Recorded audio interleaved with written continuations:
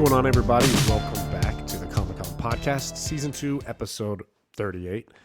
Like always, it's your two fantastic hosts, greatest hosts that have ever existed on any podcast or any epic comic book talk of all time. Myself, Zack, aka the Manimal, and my good buddy Justin, aka Nemesis Prime. What's going on, dude? What's going on, man? I think you should actually lead a lot more of these shows as the host, because I feel like you come up with some great taglines to introduce everybody who listens us to the podcast. So. Oh, legendary. We're just legends, bro. Legends. You know how we do. But yeah, we're over here every week on the KomicCon podcast. It always feels weird pimping this out since if you're listening, you're obviously listening to us on either Apple or Google Podcasts, Anchor FM, Amazon Podcasts, or Spotify. But for maybe the person who doesn't know, I don't know. There you go. That's where you find us. You know where to find us. You can always find us on Instagram as well. Milton the Manimal, Nemesis Prime, and the KomicCon podcast. So this week, same structure as always. We're not switching anything up. If you thought we were going to get something new, you were wrong. We're doing community, some news, what we're currently reading. So we're going to jump right into it. I know Justin's got some community funny stories that he's teasing me with that I don't know anything about, and I want to hear it. Had a long day at work, and so let's get right into it. So we're going to start off first with a little KingKon recap. So if you guys have been listening to us for a while, we're big supporters of KingKon. They had their third iteration of KingKon, and Justin's going to tell us a little bit about that. Yeah, so of course our buddy Greg MTG Comics, he put together the show last year, had the second show earlier this year. Unfortunately, obviously I couldn't attend because I was in Dallas for work, but it was great. It was a different hotel. It was in Island at the APA Hotel over in Island, New Jersey. Is it a bigger one than the past ones typically? Yeah, it was one big room, maybe two rooms, but the way it was situated was just like a lot bigger space. I felt like the first time that he had it was everybody was cluttered. Like when it got busy, you couldn't really move in between vendors, and you were on top of people. So it was a little bit more spread out. And as always, this is for the community, by the community. All the vendors were pretty much people that we knew, like the NY Warriors were there. Streetside Anthony was set up. 360 Comics, Very Gary. Comic Collision. There's just so many people. Zap Comics was set up over there. Fury Comics, NRG Comics, everybody, people that, I know here on the East Coast, and people that are on IG, and as well as some YouTubers. Panther Comics was set up as well. So a few shops, and then a lot of people that I didn't know, so which was cool. The Pressable Defects, of course, and CBSI, they were the sponsors for the show, so they had nice presence over there. Ben from CBSI was doing some whatnot sales during the day, which I feel like anybody could just go on and do some whatnot sales, when it's a little slow and maybe you have an extra person at the booth. But it was a great time. Third show, definitely a lot of great sales, a lot of stuff to be had. You don't have to spend, I think it was like $5 to get in. They had like an early bird, and it's just wild because, I literally I got in, I did the early bird. I walked around. I didn't spend too much this time, but what was funny was I, walked around. I went to everybody's table. I only spent maybe like maybe 200, and I left at like 12 because I was like, I think I'm done. And of course, I was talking to our buddy Guy Forge from the Pressable Defects, and of course, we were talking figs because obviously, if people follow me on Instagram, I got two big fig trees in our backyard. Fig farmer, that's what I am now. Yeah. And I said, dude, I only live like 10 minutes away. Like, I'm going to go home. I was like, I'll eat lunch. I'll grab some figs and I'll bring them back. So that's exactly what I did. Came back in like an hour, brought this man a big bag of figs so he could go home and enjoy them. So, and then I go back. You guys are cute. You guys are so cute. So then I go back and I end up spending more money than I wanted to, because then I finally decide to like hit Very Gary's booth. And he's like, oh yeah, I have all these boxes behind that are priced, but obviously I don't have room. So if people were buying stuff, he was going to, obviously he's restocking stuff. And you would think you wouldn't restock stuff at like a show like that. I could see like New York ComicCon or like a Terrificon type of thing. Right. So I end up going through all those boxes, and then I end up pulling out like another like $200 worth of stuff. And then of course he gives me a super great deal on a great J. Scott Campbell super rare variant from Gary. Damn that Gary. Yeah. He's so very. Yep. But Guy said And maybe I got to do this next time. Not maybe in the fall or like in the spring or winter, or whatever. But next time it's in the late summer. Next year I'll have to set up a table and sell figs like in a cup. Okay, here's my prediction. Next KingKon, you'll have a table with no comics, just figs and Magic the Gathering cards, probably. Oh yeah, and Pokemon cards. Pokemon. That's your new life. That's who you've become. The fig falling farmer, down that rabbit hole, man. Fig farmer with the card games. Yeah. Oh, so funny story out of KingKon was so Matt Gary's booth, and somehow there was a guy that was trying to buy from Gary, and he said something of like, "Oh, he's on a podcast or he sells on whatnot," and the guy standing next to me, he's like, Gary's like, "Oh, there's Nemesis Prime," and the guy goes, "Oh, I follow you," and I was like, "Oh, really?" He's like, "Yeah, I think you follow me too," and of course, I pull up his Instagram and I don't follow him. And I was like, oh, all right, I'll hit follow.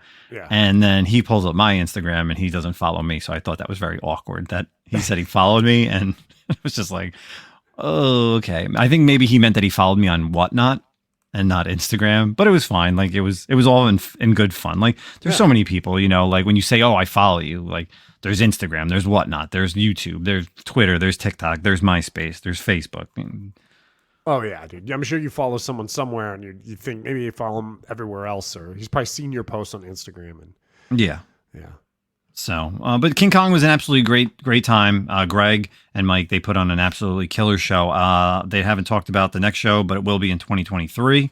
So make sure you are, of course, always following KingKon show on Instagram to, whenever the next one is. And I think next year, I will set up a small table. I don't know if I'll do a table by myself. I think I'd have to, maybe split a table with someone just so I can like walk away from the table and go and like buy stuff. Yeah. Cause I'm all about like hunting. I'm not about like standing there, like trying to make the sale. Right.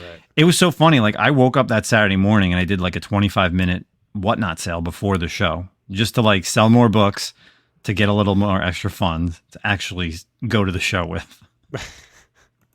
Well, that's the way to do it, right? Fund the hobby. Of course.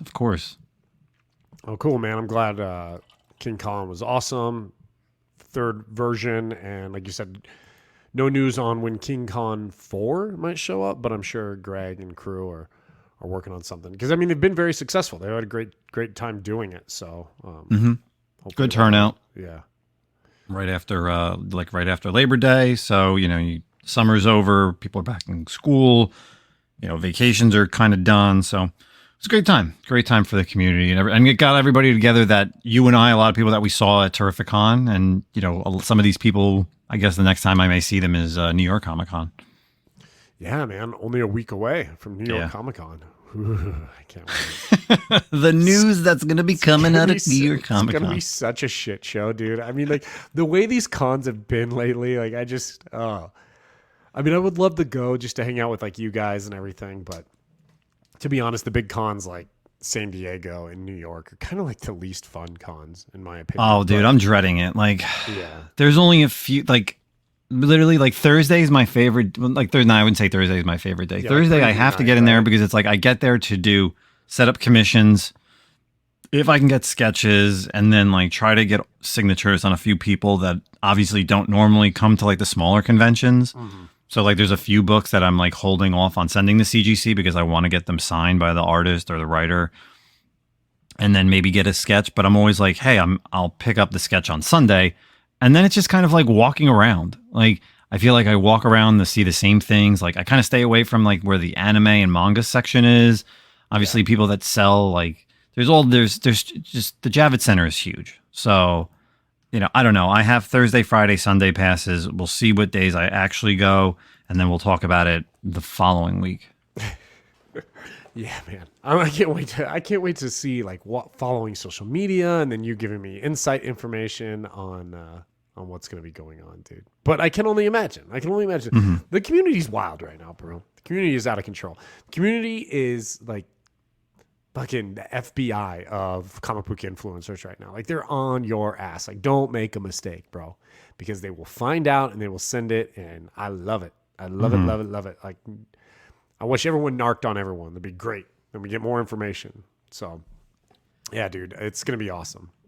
Yeah, definitely. So I guess two other quick things for our community section. Real quick, want to give a shout out. Make sure you follow our buddy and friend of the channel, Comic Dunes, Jeff and crew over there. They actually just dropped their first exclusive variant for Vanish #1. Oh, that's awesome. Yeah, I actually got to pick up my copy today. The variant cover is done by Kevin Delgado. You can also follow, of course, them on Comic Dunes. It's only a $15 book plus shipping. They do have some of the variants as well for Vanish #1. Of course, Donny Cates, Ryan Stegman. I didn't get a chance to read it, but support your, smaller guys out there, right? Don't always go right to, like Unknown Comics, Comic Mints, Frankie's, whatever. Support the little guys who do their first variant because it may be their only one they ever do.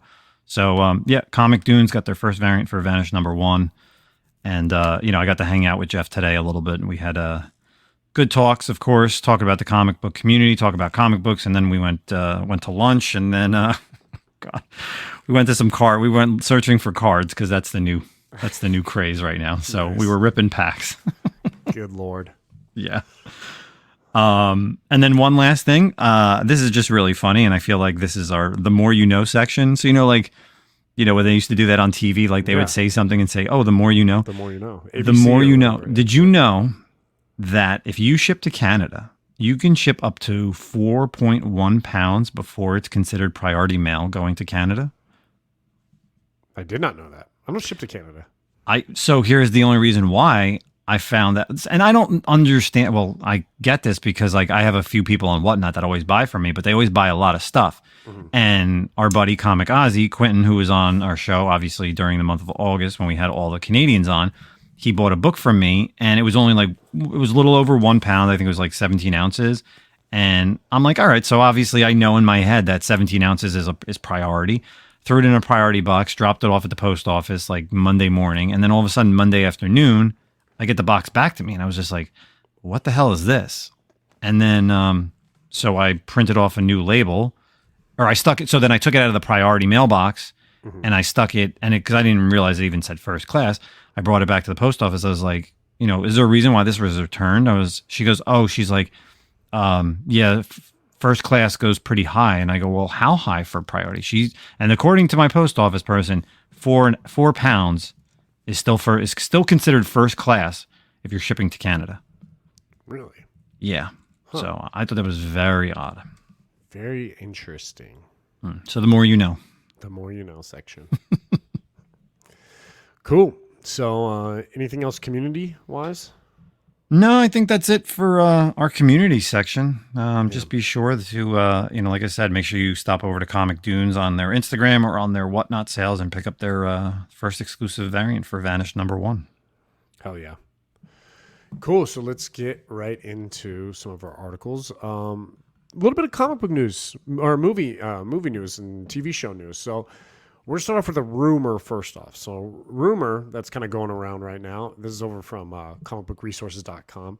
Rumor is that Harrison Ford is Marvel's top choice for Thunderbolts' new General Ross. So we all know that not too long ago, William Hurt passed away, and obviously great actor.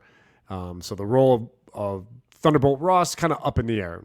And Marvel hasn't really shown an interest in replacing characters besides Don Cheadle and or Rhodey in Iron Man. But in terms of like people who are passing away, they haven't really replaced anyone. Granted, Bruce Banner. Bruce Banner, right? So maybe I'm wrong here. But I guess with passing away, with deceased people, they haven't replaced anyone yet. So, but there is talk and rumors that potentially they could be with Harrison Ford taking over the role of Thunderbolt Ross, which would make sense. I know a lot of people were always talking about him being kind of the leader in a Thunderbolts movie. We now know a Thunderbolts movie is coming out. So interest in that going down is, potentially could be happening. So this all kind of came out on the Hot Mic podcast, which is probably the second or third best comic book podcast next to the ComicCon podcast, just FYI. Mm-hmm. But so nothing is confirmed yet. I don't know. What are your thoughts on Harrison Ford? So I don't know if in our private chat, again, this was also dropped in our private chat. I just can't see this, over the years, and Harrison Ford has said it, he wished that they killed off Han Solo at the end of the 3 original Star Wars movies, and then you brought him back, and, he basically told George, kill me off, kill the character, and they killed him, and and he's always been living with this, that he is, Han Solo. He's also Indiana Jones, and I just feel like if he does end up being Thunderbolt Ross, like I just can't see it, because why would he want to be stuck with another Disney film movie that he's going to be known as Thunderbolt Ross, right? Like he's already part of that Disney universe with Star Wars and in a way Indy, I guess. But yeah, I just can't see this. I'm sorry. I mean, he's a great actor. There's obviously there's tons of films that he's been in over the years where he's been like a leader, obviously, and he could do it, militaristically, but I just can't see him being a replacement and being in the Thunderbolts movie. I mean, yeah, he's definitely kind of a curmudgeon when it comes to like being an actor and stuff. And, I don't know. It's hard to say. Like, the thing is, he was a legit actor before Han Solo and everything, right? I mean, he might have been like the biggest actor in the Star Wars original movie that kind of came out at that time. And so, that stuff does follow you and you can't shake it. And so maybe that's he always had that vibe. But, I will say this, you're getting older and he has family and he wants to leave stuff to him. Like, bro, franchises, that's the way to go. Like, I mean, when you're Harrison Ford's age, are you really trying to do like a new indie movie? And I don't mean indie like Indiana. I mean indie like independent type, I mean, what else has he really done besides his popcorn flicks, so to speak, Yeah, I mean, he had the Old Yeller, or not old, the Old Man and the Dog, whatever that was. not White Fang. Oh God!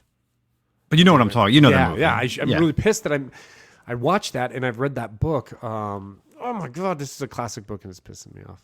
I'm losing street cred every moment this goes. Yeah, we're gonna have to look this up. Oh God, what was this?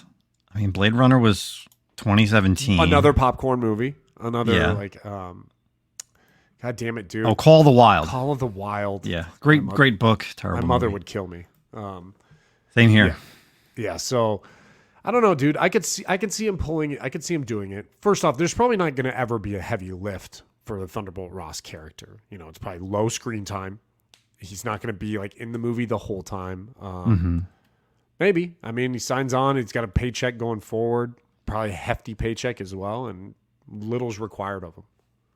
But then you're still part of the MCU, so kind of you're called upon, like, if they need the government, like. So again, maybe it's only a few scenes here and there. Yeah. But you're still like, it's still him, and do you really want to get an actor like him who, again, I don't know. Yeah, you're right. It's a paycheck, but I just, from his like, demeanor from all this time, I really just can't see him jumping back into like a franchised role. Obviously, Indiana Jones 5. Jesus, I can't believe we're getting that. But I know.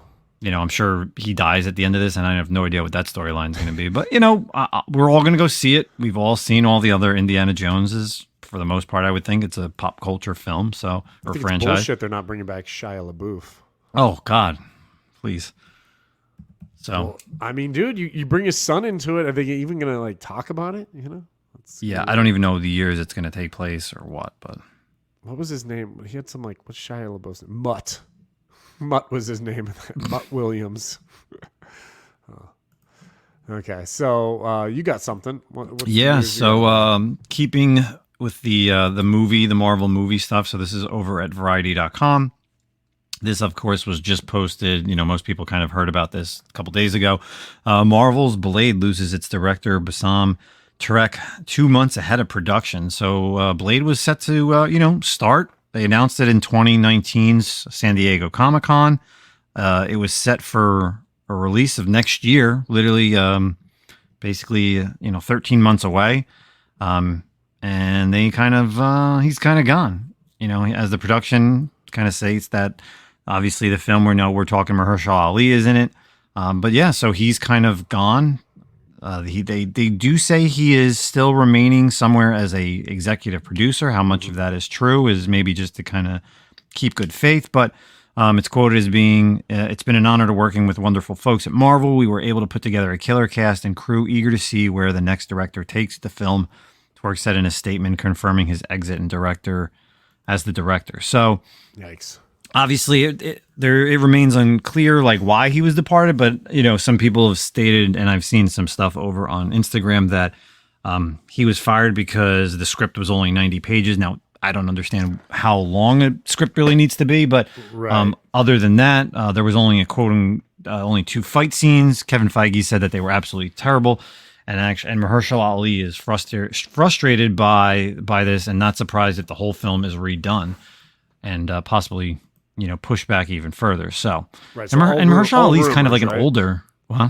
All rumored, right? Like All none of that that's is all rumored. Yeah, verified. that's there's no true things, but that's kind of coming from a few sources. But again, like you said, there's nothing 100% confident. But we've seen this before. Ant-Man was originally had a different director, and then it was changed. And whether it was better the originally way or until they changed it, no one really knows. But it's tough when the movie is supposed to come out in a year and 2 months. So. I don't know, man. What do you think about this? Hurts the Marvel MCU? I don't know. It who knows? It all depends on how it all plays out, right? The thing about the Blade movie is we really haven't ever received any information about the Blade movie. All we knew was out of nowhere is Blade, Marsha Ali, coming out as Blade. Like that's it. That's all. That's all the information we've ever received. 3 about years Blade. ago. Yeah, 3 years. And then we got a voice in Eternals in the Black Knight scene. So, there was rumors he was going to show up in Werewolf by Night holiday special or Halloween special, but that's not happening now either. So I don't know, man. I don't know. It's tough because the original Blades are amazing. And, a lot of people don't like Blade Trinity. It wasn't great, but it wasn't horrible. And it's hard to redo those. And if you're going to redo them, you kind of do have to be like, okay, well, how are we going about this a little differently? So what was their take going to be on it? There'd been rumors that there was going to be, Bloodline or his daughter was going to kind of show up and be a character in this. Yeah, because they put on some young African-American actress. Right. So that's kind of how he's going to be like an aged veteran, person. Yeah. But I can't. The thing is, like, they talked about how they couldn't get him for the Halloween special, right? And it was because of scheduling conflicts. But what's he been working on? What has he done? I have no idea. I haven't seen a lot of his stuff outside of honestly, I think I'm trying to think of all the stuff I've seen from him. Luke Cage stuff was obviously like the big thing for me with him. Mm-hmm. I don't know, dude. I mean, like I know him from he was in the Adrian Brody Predators. He was one of the people that were that were dropped off. I remember he was a military guy in the Hunger Games, like the later movies, if I recall. And then yeah, maybe. I know he's in Alita Battle Angel, that manga turned live action movie. He's like the villain. Yeah. But that was like 2 years ago. That movie came out in 2019. So that was already wrapped up. So it's like, what were they doing? Like, what was he doing? Like, I have no idea what he's done since they announced the movie in 2019. So I'm looking at his filmography. He's got a couple movies coming up, filming this movie called Leave the World Behind, a pandemic drama film. Mm-hmm. Sounds fun. Wildwood, it's based on a children's fantasy novel, but that's in production. So obviously Blade's pre-production. So I guess maybe that, or I'm trying to see what was he like big in? I guess maybe breakout was I'm looking at House of Cards. Yeah. He was in House of Cards for 33 episodes. I never watched that shit, so I don't really know a ton about that. You know what? Like he was big in was that Treme HBO show, and it dealt a lot with like New Orleans and stuff. I think that was kind of one of his big breakout roles. Oh, he was also in True Detective, which was great. Yeah, Was season 1 or season 2? Season 3. Season 3. Yeah. Yeah. Oh, that's right. Yeah. Yeah, he was really, really good in that. So yeah, I don't know, man. I don't know. I don't know what he's been doing, but I hope, man. I'm really hoping Blade turns out to be awesome. It's tough though, man.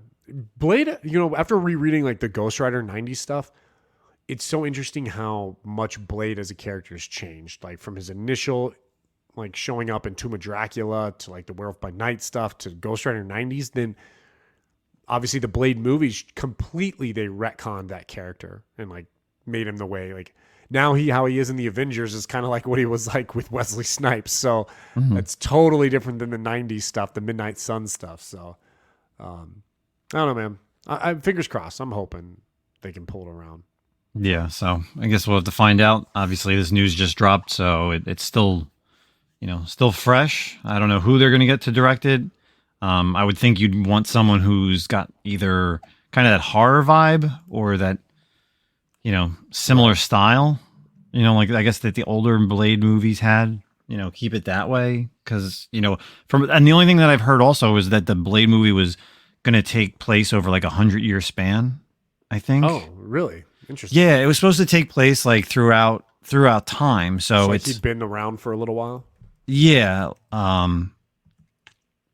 If I can find this article real quick, I think someone said that it was going to be kind of like because it was set in like the early 1900s or late 1800s, and because of so then like people were thinking, well, what type of villains could show up in this timeline? Like because you got to think of like older, like what type of vampires could be around based on the eyes of the Blade character in like Marvel comics, right? Yeah. So I mean, obviously Dracula always can come up at any point. But how do you do? It's also strange. Like you can't really do Blade at some point without Deacon Frost. It really feels like. But you also kind of got to get past some characters as well. So. Oh, it says the earliest Blade could be set. It could be said bit worn in the 50s or 60s, based on some early hairstyles that they came up with. So early hairstyles. I mean, that's just basically what people have seen. But again, there's very little is shown, and again, things could change based on the new director. So yeah. But and then let's keep with the TV movie news, and you got something, right? Yeah, so big news kind of coming out. Marvel's Armor Wars has upgraded from a Disney Plus series to a feature film. So originally, Armor Wars was planned as a 6-episode Disney Plus TV series and now is being reworked to a theatrical movie. So we don't know a ton about this either, except it's obviously based around War Machine and going to be kind of loosely following the Armor Wars storyline back in...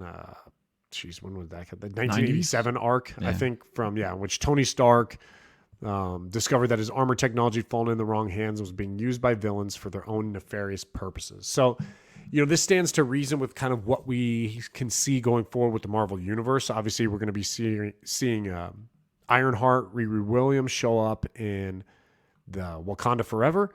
And she's kind of along that same lines, probably more on like the good aspect of like getting armor technology. But now with the death of Iron Man, this stuff could be out there everywhere. What did we see Iron Man tech recently? Did we see it in, so like Far From Home, Spider-Man stuff, we saw like Mysterio, and a lot of his stuff was based off like stolen Iron Man tech. Have we seen it anywhere else in the Marvel Universe? I feel like there was some other... No, not that I can think of. Not in any of the shows. I'm trying to think of the shows maybe. Right. They really haven't come up with it other than just the Spider-Man, Far From Home, and even No Way Home. Yeah, because like it's when they go to his apartment with all the villains. Right. Same thing. Like you see it. So yeah, I mean we don't know a ton about what Armor Wars is going to be about. Obviously, like I said, Ironheart showing up. There's been rumors that Ezekiel Stane will be the villain, the son of Obadiah Stane. What else do we know about this? Really, probably Maria Hill's been rumored to be in this as well. I could see like Army Zola, like Armin Zola's grandson or something. Like something to keep it, instill the idea, because obviously he was all about technology. So I could kind of see that kind of popping back in a little bit. Oh, I forgot about this. Walton Goggins is supposed to reprise his role as Sonny Birch from Ant-Man and the Wasp in that. Maybe we'll see... what was his name from Iron Man 2? Barry Pepper? Whiplash? No, the oh my gosh, dude. We're effing this from Iron Man 2. His like competitor. But he was in Sam Rockwell's character. Sam Rockwell, Justin Hammer. Yeah. Yes, I love Sam Rockwell. Yeah, Sam Rockwell. I said Barry Pepper. I feel like I always get Sam Rockwell, Barry Pepper, and the dude from fucking Avatar, always mixed up. Who's Barry Pepper? Canadian actor. I have to look this up. Oh, yeah, dude, wow. Barry Yeah, Pepper. okay. Yeah. Wow, And he's him- still. No. Sam Rockwell's completely different, man. There's the third one. Hold on, I gotta find the third one because I just went and saw Avatar re-released last night. Giovanni Ribisi. I always get like those three dudes. I'm always Oh like, my god. I feel like they could easily be interchangeable. They all look like the same person. I guess when they have the mustache. Yeah, dude. Yeah, the long hair. Yeah, because they got that Ginzo look, I guess. Like Ginzo, what the hell does that mean? well, it's Guinea, like an Italian thing. okay. Like because I'm Italian, I'm allowed to say Yeah, that. So fair. racially, I could say that. Okay. Yeah, dude, those dudes are gonna be like Barry Pepper, Giovanni Ribisi, and then Sam Rockwell, like the same guy, pretty much. Yeah. But yeah, man, I love Sam Rockwell. But yeah, I could see him coming back. Yeah, because Justin Hammer was like such an integral part of that movie. If you really think about it, like he really was the one who really brought Whiplash to life. So I could get that into him being, him coming back. Because obviously, look what they did. They brought back Abomination and She-Hulk, and they're bringing back the leader in Captain America. So like you have these characters that are, I guess, quote unquote, legacy characters in the Marvel Cinematic Universe. Yeah. Well, and you can also use him as like a character. Like, okay, so maybe his business went to shit after Iron Man 2, right? I think he went to jail, in fact. And maybe he got his hands on some like stolen Iron Man tech and he's trying to play it off as his own shit. You know what I mean? So. Yeah. And it would be, and this is kind of, I guess it's a good or bad thing. Because originally, Hawkeye was set to be a movie, but then they decided to change it to a series, right? And it was a big hit in my mind, and I feel like it's still one of the top shows. Agreed. So maybe they looked at it like, I don't know, maybe 6 episodes is way too much. Let's condense it just down into straight 2 hours, hour and 45, and it's a clear story. And that's really sometimes what you need is, just a clear story, a straight line, cinematic thing, and you're gonna have Riri's in there, so at least it'll kind of be like almost like she's the sidekick right now. Yeah. Like she could be the sidekick to Don Cheadle's character. So, and look, dude, I mean, a perfect example of this, I think that went the other way as well. And it was good for what it was, but I think the better, and we talked about this previously, was the Obi-Wan show. Originally supposed to be a movie. They did 6 episodes. I think they could have condensed that. And I think a movie would have been better. There was excess shit in that show that didn't really need to be there. It just kind of drug out a little bit at certain points where it was like, oh, okay, we can cut this out, cut 20 minutes here, 20 minutes there, and you probably could have had a pretty decent movie. Well, that's why you got to watch that edited cut that guy did, which cuts it down to like 2.5 hours, which is amazing. Oh, okay, yeah, I'll have to check that out. But yeah, so maybe this is like the reverse. Yeah, they probably looked at it like, hey, look, let's just do a movie on this. So, because it could be too slow, bro, as a show, Yeah. It definitely, and you know what? It may cost more in the long run because you figure it's going to be a lot of CG, all the armors, all the flying around. Like, let's just do it in one shot, just make it simple. So, I'm good with it. I'm trying to see if there's any dates. No release date has been announced. Yeah. For this. So, cool. Any more news? Or are we moving on to? I mean, the only other thing that kind of is dropping, and it's been a slow week in the news of comic book world, but we all know that they thought Grendel was coming, right? Oh yeah, Grendel. So it was originally solicited to be a Netflix series, but fortunately they're not moving forward with the show. And I know a lot of people were picking up those early Grendel books, Grendel 1, and some other the first appearances of the Grendel characters, but unfortunately, as of today, they are no longer going with the Grendel show. So if you got them, sell them, right?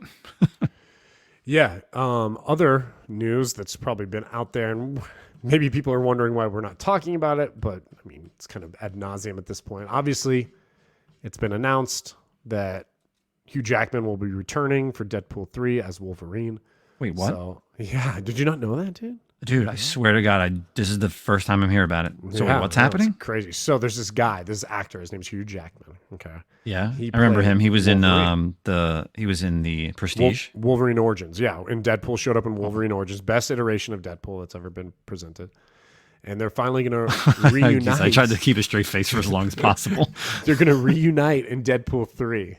So Yeah, it's cool, man. It's good news. You know, it's something everyone's kind of wanted. It's good and bad news in a way, I guess. I'm kind of like, are we past that now? Like, I'm more worried about now. Like, for me, as an X-Men guy, I'm looking down the road, right? I'm like, who's going to be Wolverine in the MCU? It can't be Hugh Jackman. As much as I would like it to be, he's getting too old. He can't be Wolverine moving forward. And just having him in here in the MCU now, I feel like it just clutters things up a little bit. Obviously, we're in the multiverse saga, so it could be a different, variant or whatever. But I don't know, man. It's a little too late, in my opinion. Like, I'm not as excited about it as I would have been prior, if like I knew it was coming out. So yeah, I feel like, I don't know. Instagram has just flooded it with all the first appearances. Then I'm just like, oh man, do I really care? Because yeah, you're right. And people are like, oh, it all screws up because Logan, he's dead in Logan. So, but you got to realize like Logan takes place in like the late 2020s. So right. Even if it comes out, I don't know, 2023, 2024, whatever the announcement date is, it's still in a way where you're right. It's still a different timeline. And then he could, obviously the way that movie ends is with him going through whatever was happening during like Doctor Strange and the incursion or all the stuff that was happening in Spider-Man. Like, so yeah, I that's how I feel like that's how you bring Deadpool into this universe of the current Marvel Cinematics. Yeah. He gets stuck here, maybe. Exactly. Like that's how they bring him in, and then all of a sudden it's completely different. But it just kind of sucks too. Like, it's obviously going to overshadow things a little bit. Like, Deadpool 2 was great. We had Cable. We had all this stuff getting introduced. You had kind of a tentative X-Force team getting introduced. And now you bring in Wolverine. And it's kind of like, well, is that going to derail that a little bit? But I mean, obviously you have to retool Deadpool to bring him into the MCU. So I don't know, man. We'll see how it goes. I'd love to see it though. I love to see my Incredible Hulk 181 rise in prices for sure. I think it's going crazy. But I mean, for me, I'd like to see Zazie Beetz come back as Domino. Yeah, and so actually I read an article that said she hasn't been like, she doesn't know anything about it. Like no one's approached her about Deadpool 3 yet or anything. So we'll see what happens with that. I wish I could just sell it. There's no way I can sell there's not really the time to sell though. I mean, now's the time. Strong. It's a strong book in the market, but whatever. I feel like it's actually dipped a little bit right now. Let's see. I feel, well, all the books have, but I feel like you could still sell it now for a profit. So, I mean, if you're going to, it depends on, I guess, on what you're trying to get, right? Like, you could sell it now and get a book that you really want, or sell another book and upgrade one of your many Ghost Rider books if you really needed to, or X-Men, who the hell knows. But I would think by the time this movie comes out, you're going to want to sell it if you don't have an attachment to it. I do. I mean, I do, though. I do. So, first appearance of Wolverine, being an X-Men guy, like, I mean, what's key X-Men book, But yeah, I just feel like everybody's dumping the X-Men, the Hulk 181, because the true fans know that it's Hulk 180 is the real book. My God. Such bullshit. Such bullshit. That's the first appearance for all the poor people. The poor people who can't afford a 181. Like, oh my God, my 180. Whatever. Poor folk. I want to see what a Hulk 180 9/8's going for right now. I will buy that book. Here's the deal, man. I spent a full $50 on a Hulk 9.0. Okay, so that's other. I'm into it for $50, bro. Oh my God, do you have a Hulk 182 as well? No, I don't have anything else. All right. Let's see what a Hulk 180 sells for. Let's see this fucking garbage ass. Like $3K, bro. It's $3K, and that was like a week ago. And at a 9.0, same book, 181 is like 12,000. Okay, so I think the world is spoken. But I don't know. Someone's got a 180 9/8 signed by Stan Lee, $125,000 on eBay right now. 9.8, is that what you said? Yeah, 9/8 signed by Lee. Here's one signed by Herb Trimby, a 9.0 for $25.50 sold. So, again, why would you get Stan's signature on? Was he writing that book at the time? Let me tell you, I've seen Stan Lee on the dumbest of books. I know. I don't believe in getting signatures on books that the person didn't have that's never written. Yeah, like I don't know. 9.6 sold. Hold on, real quick. A 9.6 sold for a pedigree or Winnipeg. 9.6 sold for $9,000 a couple weeks ago. Which book? 180. Oh, not bad. Not bad. Let's see, a 9.8. Oh, dude, 9.8 facsimile, $125. Wait, they have a facsimile for 180? Yeah, 181. 181. 181. No I was one's gonna reprinting the cameo. Come on, you're an X-Men guy. Jonathan Hickman clearly stated that that Wolverine's first appearance is Hulk 180. Fuck him. I don't give a shit. Hickman wrote. I don't give a shit what Hickman says. I like his writing, but he can eat dick, dude. I don't care. He doesn't decide. The community does. The Comic-Con community. I guess. Okay, so enough. We probably just like ostracized all these. I know. We said we weren't really going to talk about Deadpool, but then we went down a rabbit hole. But that's fine because I think it was good. There's good things to talk about. Yeah. But let's round it out to what we are currently reading. How we end every episode. Give you guys a little insight into some books that we're reading, whether they're old or new, and that we really liked. Typically, we stick with what just came out this week. So, but not always. Justin, why don't you go? So just a couple books this week. Nothing hot garbagey, not anything really pick of the week. Just a couple honorable mentions. Of course, you got to put Dr. Aphra in there. Obviously, it's the hot book of the week, right? It's Marvel's hot book of the week, I would say. As far as storylines, it's kind of still pushing her with the artifact that she's been over the past couple of months. But it puts her in meeting this character called Muriel, who is an Ascendant, and they kind of go into his memory, and you see a lot of these Sith, first appearance of the Dark Seekers, so they're kind of like the Inquisitors of the normal time in the Star Wars universe. So, maybe we could, and then there's really no timeline specific when these Dark Seekers were around, so maybe we could see something in the High Republic, because what we know is that when High Republic starts in about a week or two, next week the first novel comes out, that they're going back another 100 or 150 years prior to High Republic, the first series. So could even maybe in that Acolyte, timeline. Or the Acolyte, maybe. Yeah, so we could see something there. So, first appearance of the Dark Seekers, I think I feel like it's a good cheap buy-in if you could still either find them at cover price or even like, $10 or $15, because there's not, as far as like the books that are out in the Star Wars universe, Vader's always the top book. Star Wars is there. You got these little minis. Even like when High Republic was going around, Aphra was always there, but people, I feel like only Aphra collectors really get Aphra, unless it's like a tie-in to like when it was like the Crimson Reign and, before that with War of the Bounty Hunters, you'd get those tie-ins. But I'd still think it's kind of like the lower end, in my opinion. So obviously got to put that there. I talk about it, I guess, every month. Honorable mention, Batman Beyond, The White Knight. This month's episode is very good. If you know, Terry McGinnis is in there, Wayne Powers. So you get actually the first appearance of Blight, and Blight's obviously the main villain in the Batman Beyond universe. So we finally get to see his integration into this universe. What's this, like the Murphyverse they call it, because it's showing Murphy's timeline. And then final book, and it's another DC book, is DC vs. Vampires, issue number 9, 3 more issues left. Did you read this week's? Oh, yeah. Yeah, the big reveal in that for a character who was a villain, and you see who it really is, was pretty badass. I just wish this series would come to a close.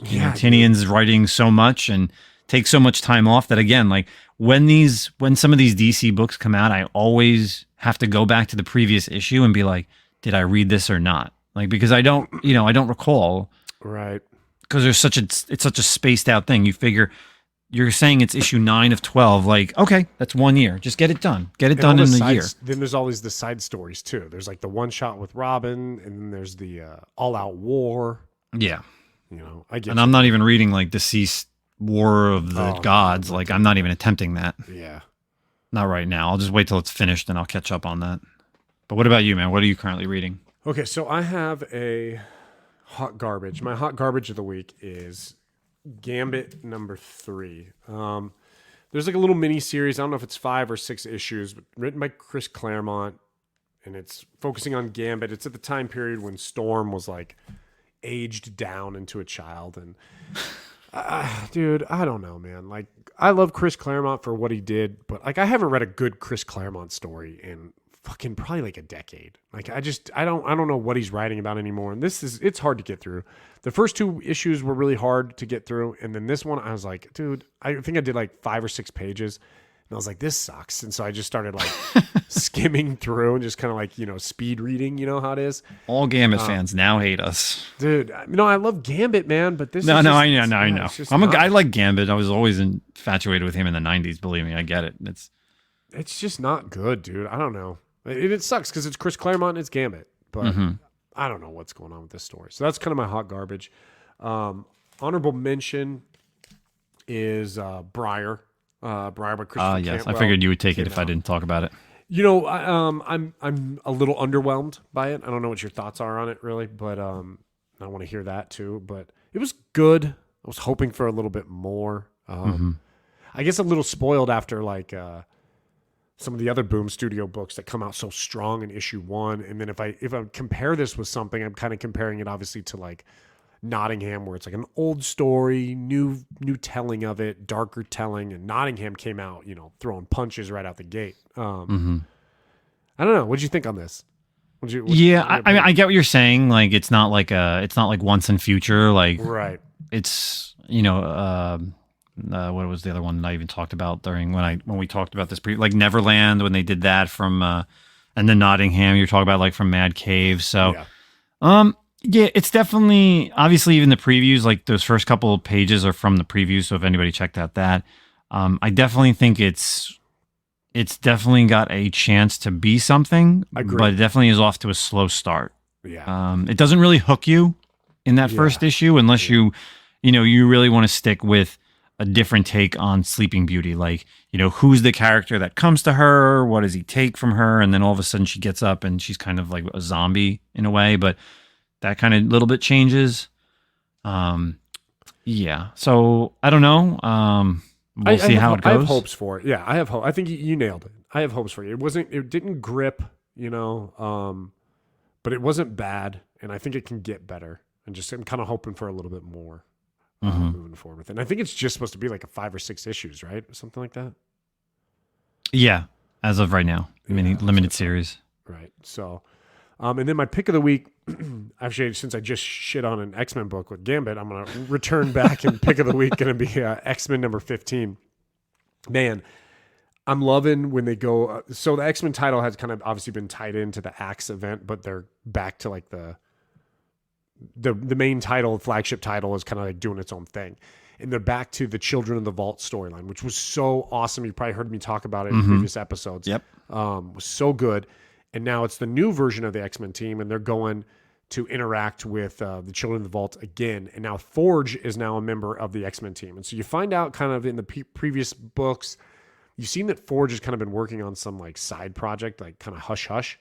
And the only way to explain it, bro, is he basically created a Matrix world for the Children of the Vault when they exit the vault. They're caught in like this Matrix world where they believe they've destroyed all the mutants and they've won. But it was really, really cool.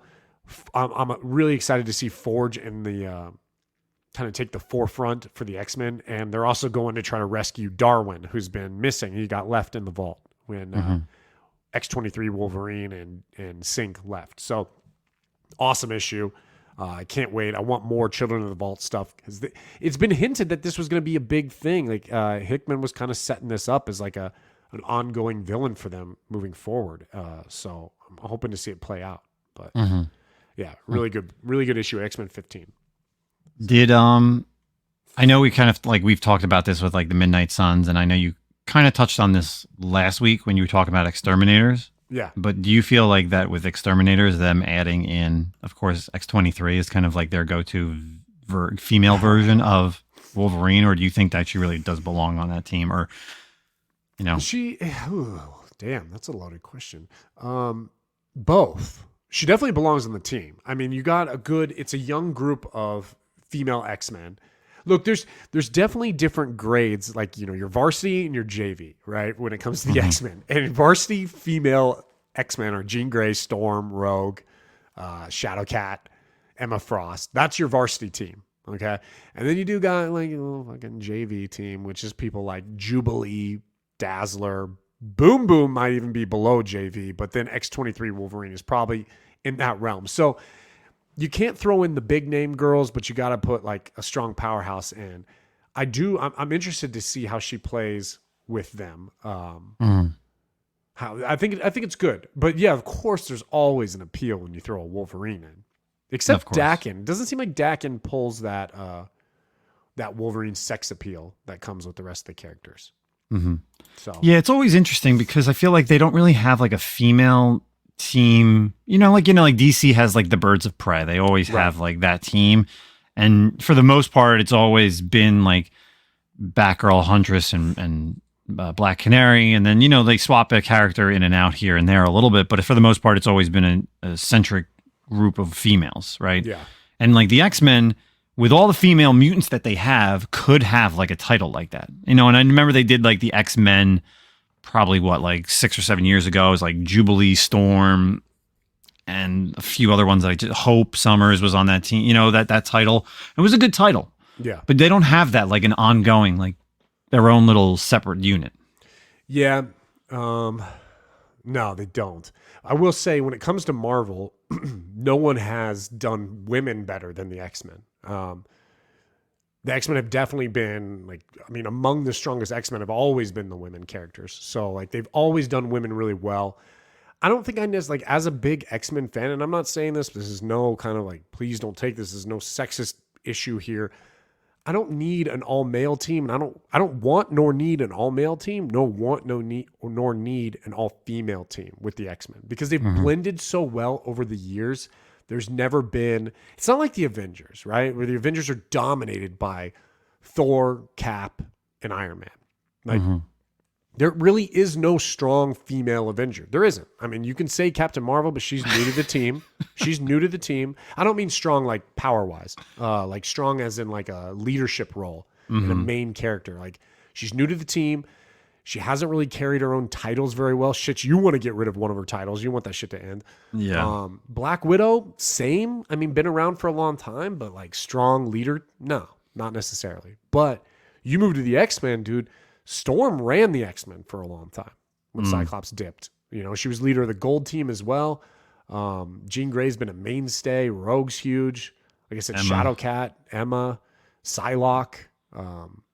Yeah, I agree with that. I definitely agree with that. Well. Not being, I don't really read too much of X-Men series, but I will say that Marvel does a better job with their female group mixtures. Right. And, there's not much of that going on in the DC world. It's more of those like lesser teams.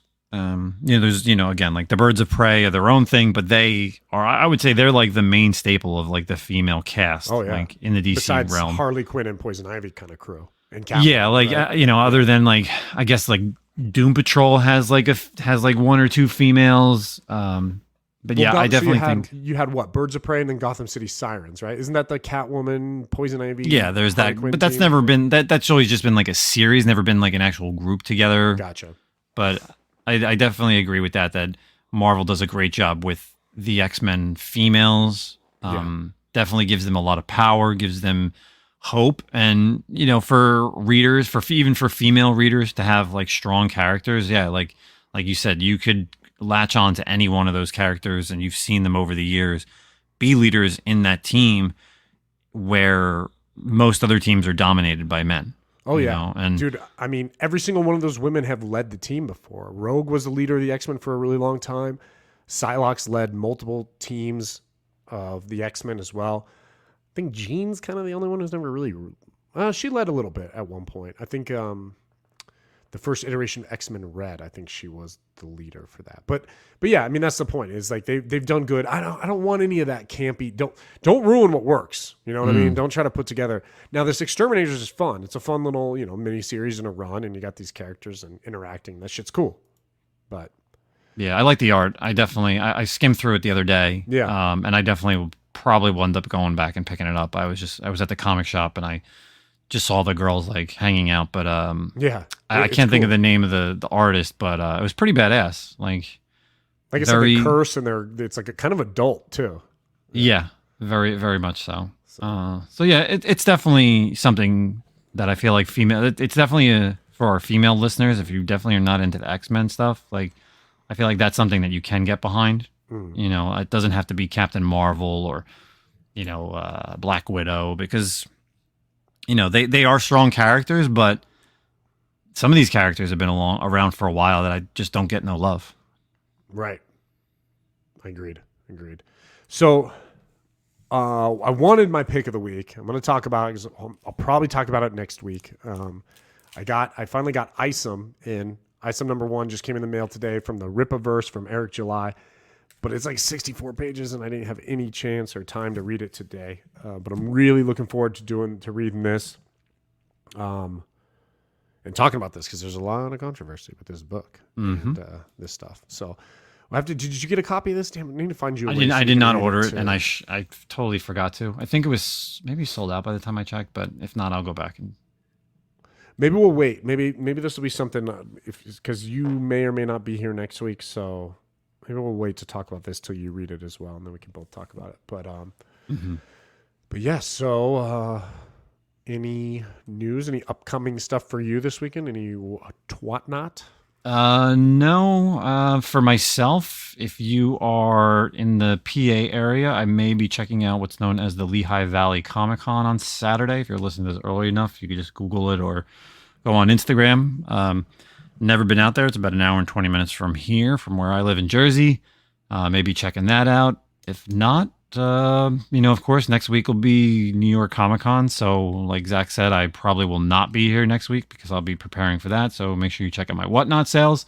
And just because I always like go crazy, and I'm always like last minute getting everything together. Like I literally need to sit down and actually look at who's going to be at New York Comic Con, because there's definitely some comic guests that I need to get some stuff signed that I've been holding off for, obviously since, you know, prior to COVID, and obviously some sketching, and I promise I will take some type of videos, and maybe I'm saying maybe with getting some interviews, you know, even if they're like quick 3 or 4 minute stuff with some people. So. Nice. Yeah. I say that now, but then I have. But the thing is, like, it's completely different. Like, I know in New York, like, it's so crazy, and the fact that like I know that I can't walk around and buy like a ton of books and walk around with like a short box. Like, I could spend the days, you know, Thursday or Friday or Sunday, you know, like asking anybody who's not busy drawing or something, you know, hey, do you have a couple minutes just to answer some questions? So. You know, I feel like it's a little bit better. And like, even like New York Comic Con has always been like a solo project for me. Like I always go there and I just kind of do my own thing. But now that a lot of people in the community are going to be there, who the hell knows? But it's not like Terrificon was, where you're literally hanging out with everybody for the most part. So right. It's a different animal. Oh yeah, absolutely. The traveling back and forth too. Oh yeah. I don't even want to think about the travel right now, but yep, I'll be there. A lot of people in the community. So make sure you check me out there. What about you, man? That's it, dude. Nothing really new going on here comic book wise, but yeah, so we'll see what's up next week. Gonna try to get a guest host. If you guys have any ideas, anyone you would like to hear on from any of our usual suspects, or maybe anyone new, reach out to me on Instagram, Milton the Manimal, and let me know. We can reach out, and maybe if we can't get a host, we'll just try to crush something solo or whatever. We'll figure it out. But yeah, so send in questions for next week as well. Give us good topics to talk about, and that's all. So that's everything here. Thanks for listening, and we'll catch you guys next week.